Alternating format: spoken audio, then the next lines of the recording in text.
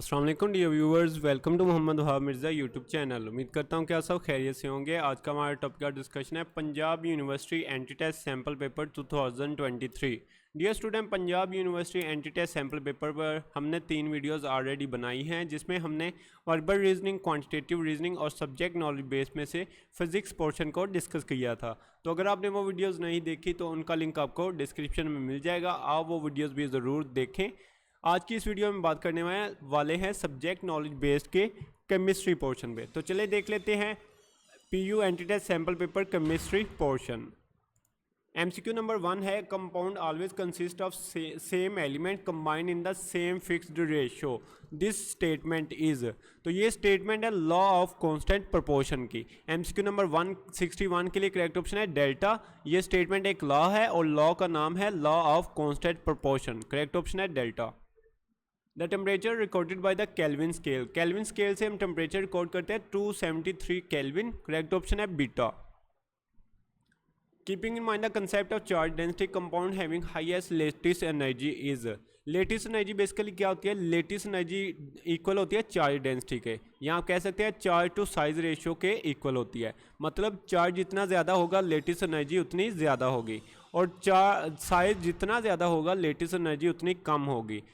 Lattice energy directly proportional है charge के और इन्वर्सली प्रोपोर्शनल है साइज के। और आपने लेटिस एनर्जी को देखते हुए 3 कंपाउंड है, आपने बताना है इनमें से सबसे ज़्यादा रिएक्टिविटी किसकी है, या लेटिस एनर्जी सबसे ज़्यादा किसकी है, ये आपने बताना था। तो आप देखें सबसे पहले चार्ज जितना ज़्यादा होगा लेटिस एनर्जी मैंने क्या बताया उतनी ज़्यादा होगी।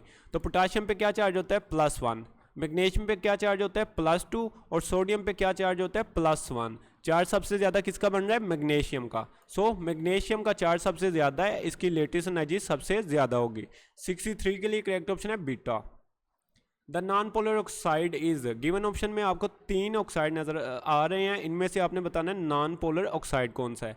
तो 64 में करेक्ट ऑप्शन बनता है हमारे पास beta. Carbon dioxide non polar oxide है, और इसमें क्या होता है, इसकी जो ज्योमेट्री होती है वो लीनियर होती है, और इसमें डाइपोल मूवमेंट कैंसिल हो जाता है। ठीक है।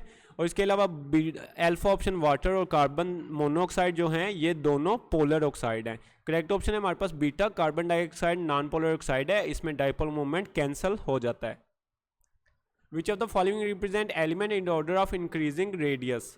तो रेडियस का हम जनरल रिलेशन पीरियोडिक टेबल में लेते हैं कि जैसे हम ग्रुप में या पीरियोडिक टेबल के ग्रुप्स में डाउनवर्ड मूव करें तो रेडियस बढ़ता जाता है, लेकिन जैसे हम पीरियड्स में लेफ्ट से राइट मूव करें तो एटॉमिक रेडियस डिक्रीज होता जाता है।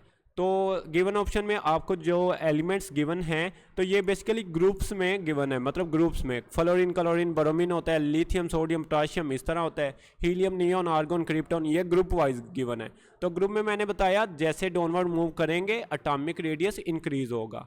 तो फ्लोरीन, क्लोरीन, ब्रोमीन, आयोडीन ये इंक्रीजिंग ऑर्डर में बताया गया। करेक्ट ऑप्शन है अल्फा। इसके अलावा लिथियम, सोडियम, पोटाशियम ये हमें जो है गलत ऑर्डर बताया गया, इस तरह ये जो है उल्टा लिख दिया गया है। अगर साइन दूसरी तरफ होता लिथियम फिर सोडियम का साइज बड़ा होना चाहिए, फिर पोटाशियम का साइज बड़ा होना चाहिए। इस तरह हीलियम, नियॉन, आर्गन, क्रिप्टॉन नीचे जैसे जैसे गिनते जाएंगे मूव करते जाएंगे एटॉमिक रेडियस बढ़ता जाएगा। 65 में करेक्ट ऑप्शन है alpha. Fluorine, chlorine, bromine, iodine इस तरह इनका साइज बढ़ता जाएगा। How many orbitals are allowed for principal quantum number of 3।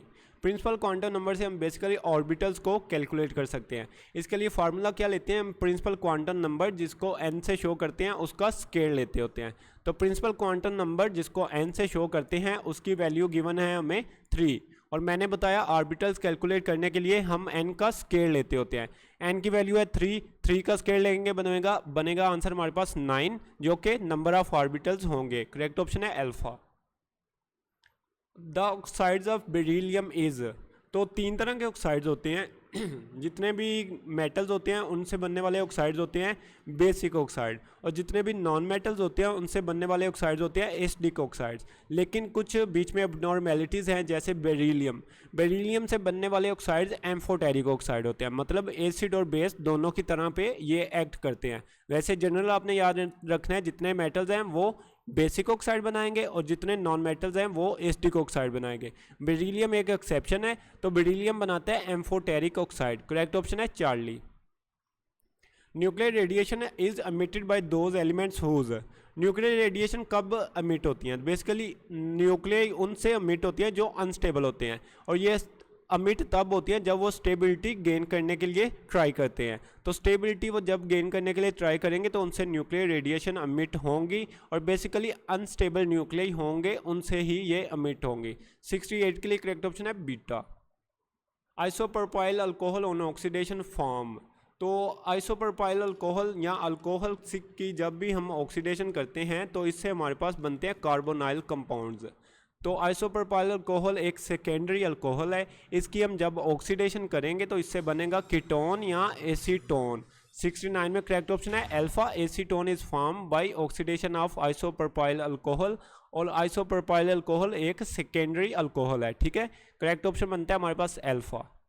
70 देखते हैं फर्दर रिएक्शन। अल्कोहल आपको गिवन है और अल्काइल हैलाइड के साथ उसका रिएक्शन कर दिया गया है। तो ये प्रोडक्ट्स आपके सामने नजर आ रहे हैं, तो आपने बताना है the order of reactivity of alkyl halide. तो हाइड्रोजन हैलाइड की आपने रिएक्टिविटी बतानी है। हाइड्रोजन हैलाइड यहाँ पे एक्ट एज ए न्यूक्लियोफाइल कर रहा है और ये सब्स्टिट्यूशन रिएक्शन हो रहा है, so it's a nucleophilic substitution reaction. और hydrogen halide as a nucleophile act जब करता है तो इसकी रिएक्टिविटी डिपेंड करती है बॉन्ड लेंथ पे, मतलब बॉन्ड लेंथ जितनी ज़्यादा होगी रिएक्टिविटी उतनी कम होगी। बॉन्ड लेंथ जितनी कम होगी रिएक्टिविटी उतनी ज़्यादा होगी। इन्वर्स रिलेशन है ये। हाइड्रोजन हैलाइड में हाइड्रोजन आयोडाइड जो होता है उसमें बॉन्ड लेंथ सबसे कम होती है और इसकी रिएक्टिविटी होती है सबसे ज़्यादा, और हाइड्रोजन क्लोराइड या हाइड्रोजन फ्लोराइड की बॉन्ड लेंथ होती है ज़्यादा, इसलिए उनकी रिएक्टिविटी होती है कम, ठीक है। रिलेशन समझ आ रहा है? हाइड्रोजन आयोडाइड की बॉन्ड लेंथ है कम, इसलिए उसकी रिएक्टिविटी है ज़्यादा। 70 के लिए करेक्ट ऑप्शन बनता है हमारे पास चार्ली। हाइड्रोजन आयोडाइड की बॉन्ड लेंथ कम है इसलिए उसकी रिएक्टिविटी यहाँ पे ज़्यादा शो की गई है, और इधर पे हाइड्रोजन क्लोराइड इसकी बॉन्ड लेंथ होती है ज़्यादा इसलिए उसकी रिएक्टिविटी कम है। 70 के लिए करेक्ट ऑप्शन है चार्ली। 71 देखते हैं Meta directing groups decrease the dash of benzene. Meta directing group जो होते हैं वो बेंजीन की केमिकल रिएक्टिविटी को डिक्रीज करते हैं, और इसके अलावा ऑर्थो और पैरा डायरेक्टिंग ग्रुप जो होते हैं वो केमिकल रिएक्टिविटी ऑफ बेंजीन को इंक्रीज करते हैं। करेक्ट ऑप्शन है हमारे पास beta. The formula of chloroform, easy MCQ है। क्लोरोफॉर्म का फार्मूला होता है CHCl3। 73 देखते हैं ether show the phenomena of. Ethers basically metabolism का फिनोमेना शो करते हैं, और मेटाबॉलिज्म के लिए दो कंडीशन होनी चाहिए। नंबर 1 पॉलीवेलेंट फंक्शनल ग्रुप हो आपके पास, और उसके साथ दो डिफरेंट अल्काइल ग्रुप्स अटैच हो। आपको पता है ईथर में दरमियान में प्रेजेंट होता है फंक्शनल ग्रुप O होता है, ठीक है, और इसके दोनों साइड पे दो डिफरेंट अल्काइल ग्रुप्स अटैच हो सकते हैं, इसलिए हम कहते हैं ether show the phenomena of metabolism. Correct option है अल्फा। 74 देखते हैं विच of the following fluoride of xenon is impossible.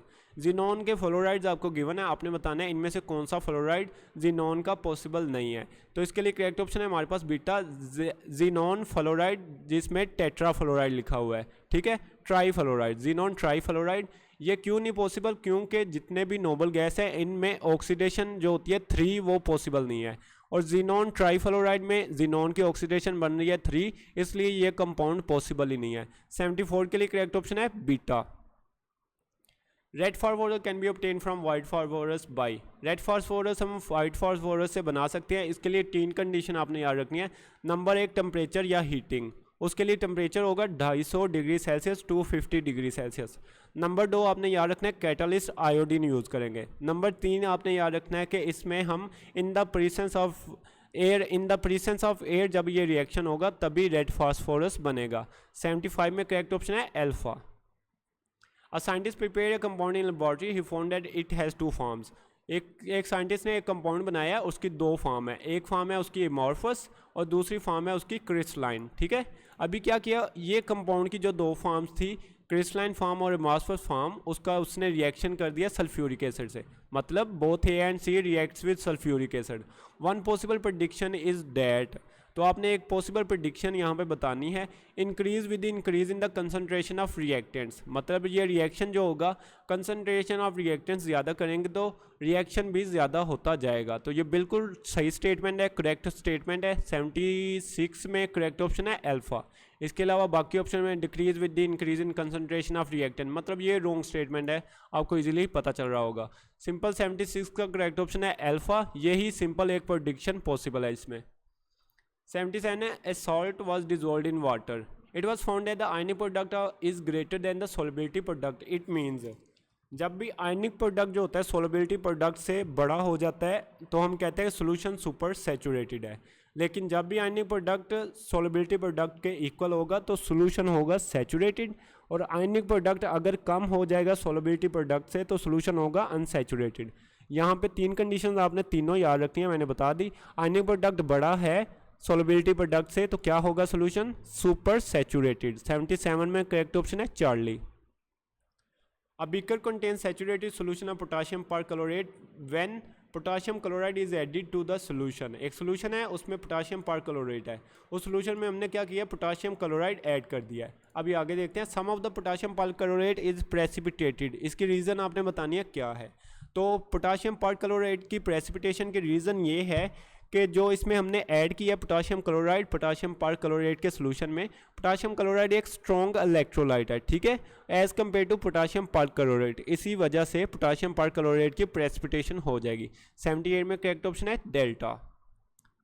The melting of ice eight body temperature is an endothermic process. इसका रिएक्शन याद रखना है और इसकी इंथॉल्पी चेंज की वैल्यू भी आपने याद रखनी है, +6 किलो जूल पर मोल। ये काफ़ी एग्जाम एंट्रेंस एग्जाम में आ चुका है ये MCQ। अभी आगे देखते हैं 10 eating ice counteracts the exothermic process. Simple कहा जा रहा है कि जो मेल्टिंग है आइस की वो एंडोथर्मिक प्रोसेस है, लेकिन जब हम आइस को खाते हैं तो वो एक एक्सोथर्मिक प्रोसेस बन जाता है, ठीक है। अभी आगे देखते हैं how much ice would you have to eat to counteract the energy gain by eating 28.3 gram of peanuts. आपने क्या किया 28.3 ग्राम मूंगफली खा ली है तो उससे आपके जिस्म में हीट बन गई है, तो आप हीट को कम करने के लिए क्या है आपने बर्फ़ खाना शुरू कर दिया है, और बर्फ़ से एक्सोथर्मिक प्रोसेस होगा, आपका बॉडी का टेम्परेचर कम हो जाएगा और आपको ठंडक महसूस होगी। तो अगर आपने 28.3 ग्राम ऑफ पीनट्स खाई है तो इसको स्टेबल करने के लिए कूल डाउन करने के लिए बॉडी को आपको 1100 ग्राम आइस खानी पड़ेगी, ठीक है। 79 में करेक्ट ऑप्शन बनता है हमारे पास Charlie. 1100 gram ice you have to eat when you eat 28.3 gram of peanuts, ठीक है। लास्ट MCQ देखते हैं आज की वीडियो का। Which molecule has 1 pair of non bonding electrons on the central atom. आपको 3 मॉलिक्यूल बताए गए हैं, आपने बताना है कौन से मॉलिक्यूल के सेंट्रल एटम पे नॉन बॉन्डिंग इलेक्ट्रॉन प्रेजेंट है। तो इसके लिए करेक्ट ऑप्शन है हमारे पास अल्फा PCl3। इसमें सेंट्रल एटम है फास्फोरस पे नॉन बॉन्डिंग इलेक्ट्रॉन प्रेजेंट होता है, ठीक है। इसके अलावा कार्बन डाइऑक्साइड जो है इसमें नॉन बॉन्डिंग इलेक्ट्रॉन प्रेजेंट नहीं होगा और इसमें सेंट्रल एटम है कार्बन, ठीक है। और सल्फर ऑक्साइड जो है इसमें भी central non bonding electron central atom जो सल्फर है उस पर नहीं प्रेजेंट होता। 80 के लिए करेक्ट ऑप्शन है हमारे पास अल्फा। फास्फोरस पे नॉन बॉन्डिंग इलेक्ट्रॉन प्रेजेंट होगा और फास्फोरस सेंट्रल एटम है इसमें। Thank you so much everyone. ये थे आज की वीडियो के MCQ। वीडियो पसंद आई हो तो लाइक और सब्सक्राइब जरूर करें। तो मिलते हैं अगली वीडियो में। अपना बहुत सारा ख्याल रखिएगा। अल्लाह हाफिज़।